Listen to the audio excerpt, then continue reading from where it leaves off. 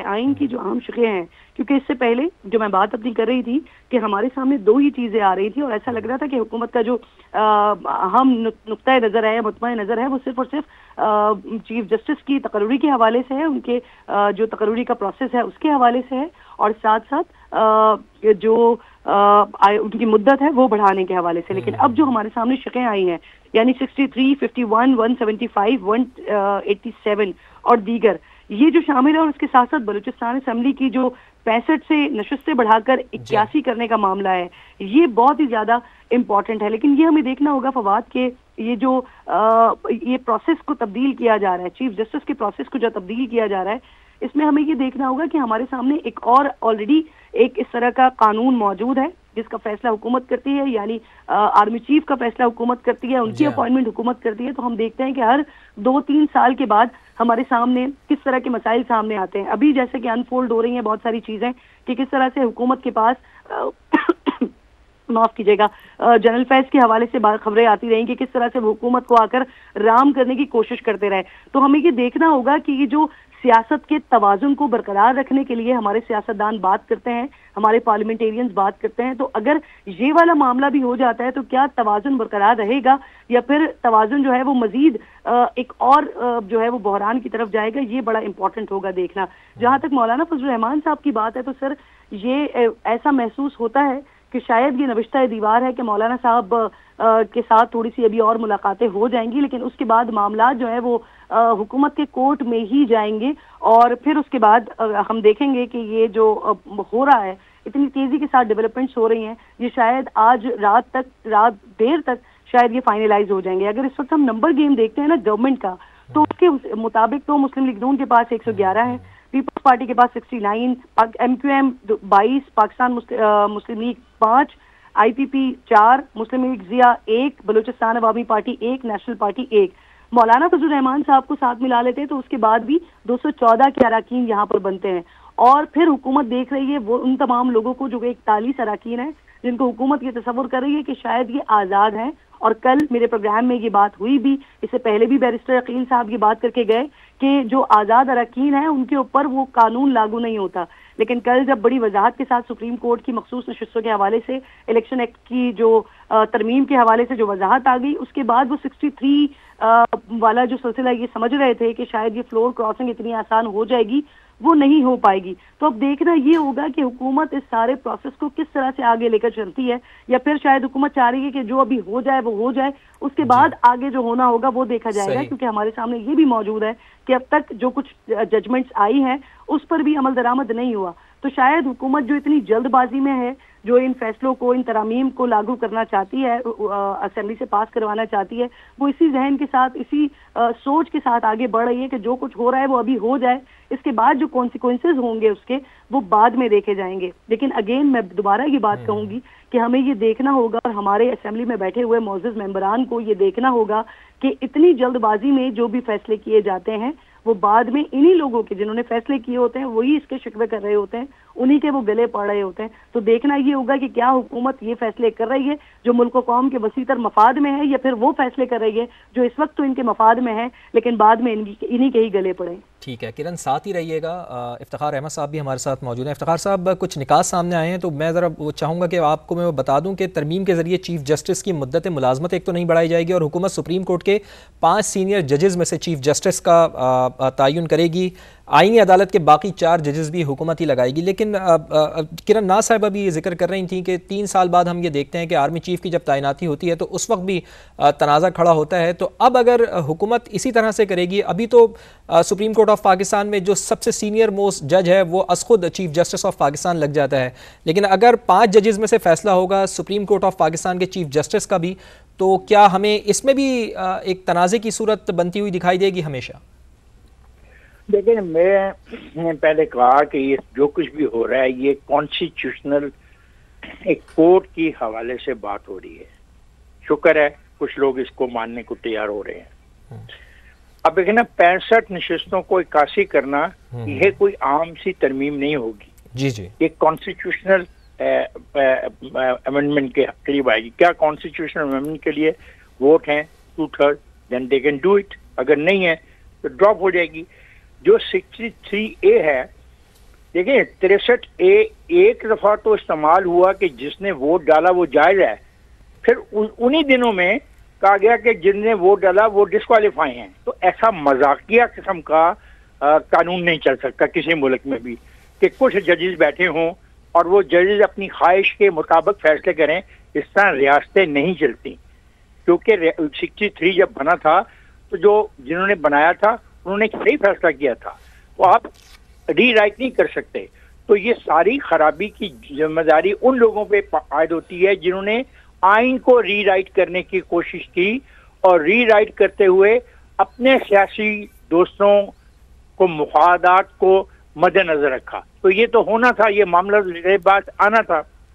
جب 18ویں ترمیم پاس ہوئی تو یہ بات جو کہی گئی ہے کہ اپنا ججوں کے جو تعیناتی پارلیمانی کمیٹی کو بھیجا جائے یہ تھی، لیکن پھر دباؤ میں آئی پارلیمنٹ اور افتخار چودھری نے دباؤ ڈالا، ججز نے دباؤ ڈالا اور اس کی وجہ سے اس کو نکالنا پڑا اور پھر اگلی ترمیم کرنی پڑی.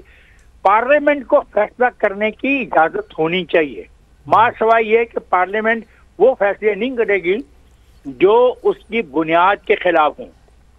پاکستان کی پارلیمنٹ اسلام کے خلاف کوئی قانون نہیں بنا سکتی، یہ ایک فنڈامنٹل چیز ہے. لیکن معاملات کو چلانے کے لیے اختیار تو ان کے پاس ہے. اور اب یہ جو بات کی جا رہی ہے کہ خصوصی اجلاس بلایا جا رہا ہے وفاقی کابینہ کا اور اس میں نواز شریف کو بلایا جا رہا ہے، تو میں ذاتی طور پہ سمجھتا ہوں کہ اس اجلاس میں بلاول بھٹو کی شرکت بھی لازمی ہونی چاہیے.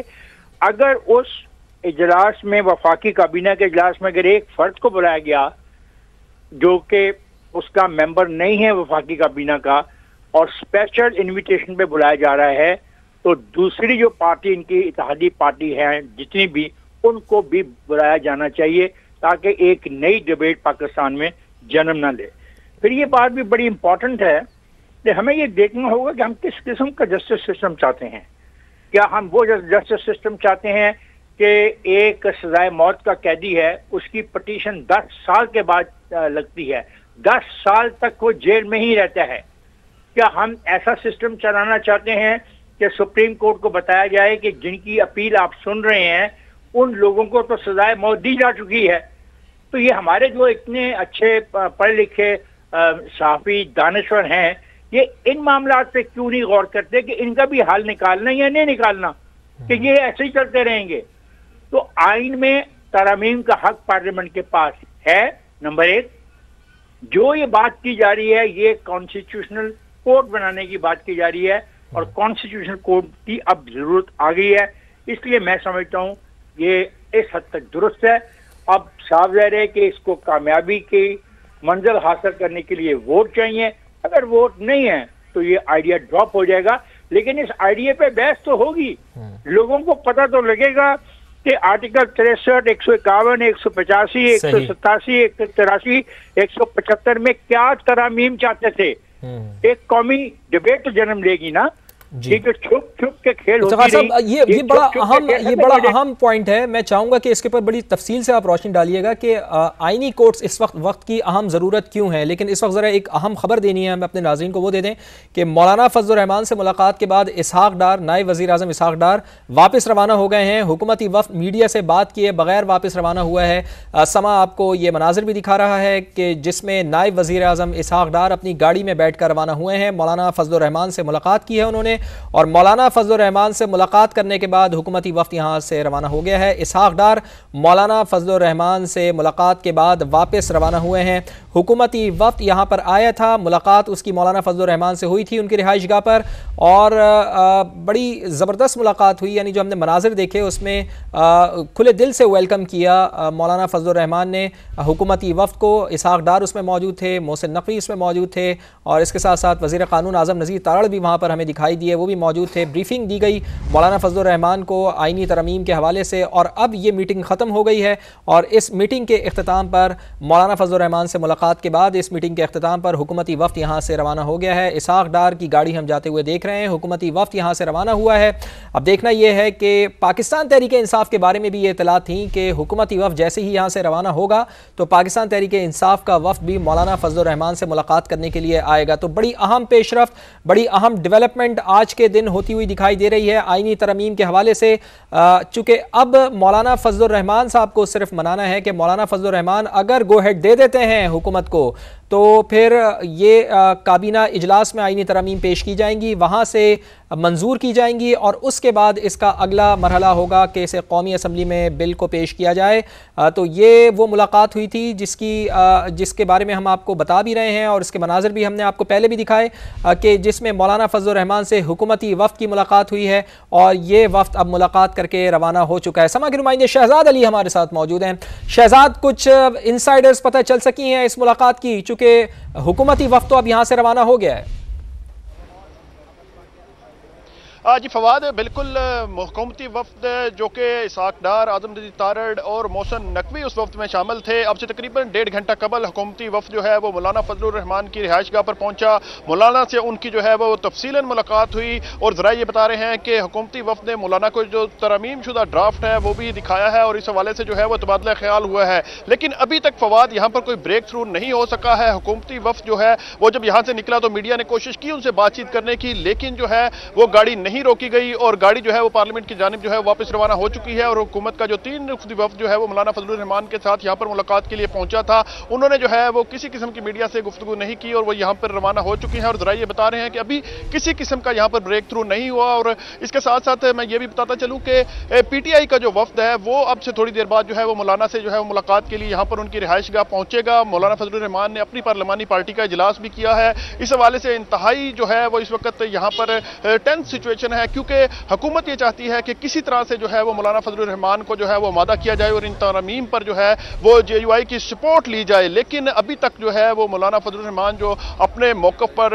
بالکل ڈٹے ہوئے ہیں، اور وہ کسی قسم کے جو ہے وہ حکومت کو سپورٹ کے حوالے سے جو ہے وہ ابھی تک انہوں نے کوئی گرین سگنل نہیں دیا ہے۔ تو اب حکومت کا جو وفد آیا تھا، اگر کوئی بریک تھرو ہوتا تو یہاں پہ ایکسپیکٹ کیا جا رہا تھا کہ حکومتی وفد جب یہاں سے روانہ ہوگا تو وہ کوئی نہ کوئی جو ہے وہ یہاں پر میڈیا سے گفتگو کرے گا، اور اس حوالے سے جو کوئی بریک تھرو ہوا تو میڈیا کو ضرور جو ہے وہ بتایا جائے گا۔ لیکن یہاں سے جو 1.5 گھنٹے ملاقات کے بعد حکومتی وفد روانہ ہوا ہے، ذرائع یہ بھی بتا رہے ہیں کہ حکومتی وفد نے جو ہے وہ مولانا فضل الرحمان سے جو گفتگو ہوئی ہے اب وزیراعظم کو جا کے اس حوالے سے جو ہے آگاہ کیا جائے گا، اور وزیراعظم کے سامنے شہزاد آپ نے درست کہا کہ اگر کوئی برف پگھلتی تو پھر یقیناً حکومتی وفد یہاں پر میڈیا سے گفتگو بھی کرتا، وہ بتاتا بھی۔ آپ نظر رکھیے گا، آپ سے اپڈیٹ لیتے رہیں گے۔ شہزاد علی ہمیں مولانا فضل الرحمان کی رہائش گاہ کے باہر سے آگاہ کر رہے تھے، جہاں